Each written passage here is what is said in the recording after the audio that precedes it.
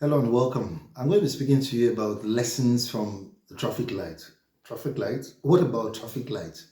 Now, some people think that having traffic lights could be like a form of nuisance. I mean, why don't you just allow us to drive freely? But you need to realize that traffic lights are there, number one, to save lives, number two, to increase productivity. How about productivity? Yeah, if there are no traffic lights and everybody was going to drive at their own impulse, everyone will get to the junction and indeed everyone will be stuck and nobody will be able to go beyond that point. And so there will be loss of man hours, isn't it? Now, saving of lives, how does that save lives?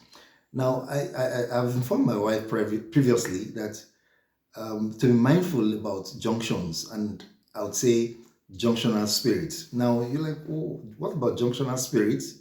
Are there spirits at the junction? Listen. Now, if you observe carefully, you'll find that an area where accidents are more likely to occur will be at the junctions of roads because some people, either the traffic lights are not working or when the traffic lights are working, somebody just wouldn't wait long enough for the traffic light to change to green before stepping out. Now, by so doing, that person endangers the lives of others. And so people develop fractures. Some people actually lose their lives just because somebody was just impatient. Now, traffic lights usually don't last that long. They don't linger so long to last such a while that people cannot just exercise some patience to wait a little bit before stepping out. And so the lesson here is this. When you get to the traffic light, please stop. You're not stopping because there is a camera watching you.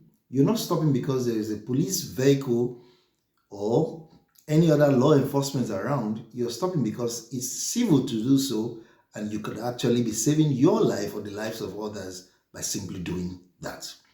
You must realize that because the traffic lights don't stay that long or last that long or remain red that long, what it means is that by simply being patient for a number of seconds, you could actually eventually get to your destination, no matter how hurried, how in a hurry you are.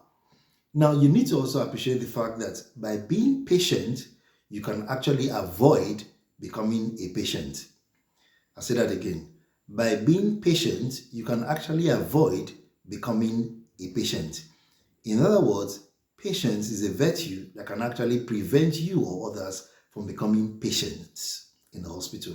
What that means is that by exercising patience at the traffic light, that patience will prevent somebody developing or you becoming a victim of an accident and so spending time as a patient in the hospital. So being patient can actually prevent you from becoming a patient, or your patience can actually prevent you or someone else from becoming a patient. Now, having said that, the traffic light also teaches us something.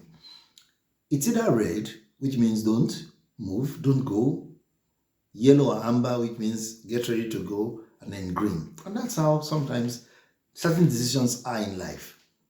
It could mean red, in other words, don't rush, stay where you are, hold on a bit. And then when it changes to yellow, it's time to, there are some decisions that we are still thinking about, you're ruminating over, you're considering, then keep considering them. And then by the time you get the green light, you have that inner peace, you have that liberty in your spirit to take that step. Then that's the time to move. And so every time you stop at the traffic light, don't assume it to be a nuisance. Take time to reflect, and indeed, you'll gain some wisdom. God bless you.